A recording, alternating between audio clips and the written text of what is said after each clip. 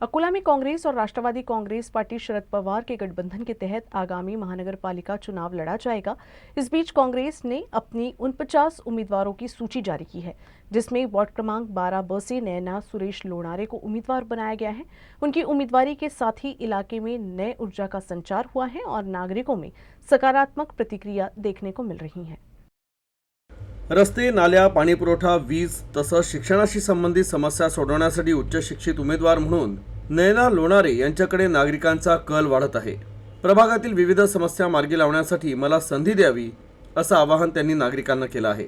पक्षानं दाखवलेल्या विश्वासाला तडा न जाऊ देता प्रामाणिकपणे आपण काम करणार असल्याचं मत त्यांनी व्यक्त केलं आहे।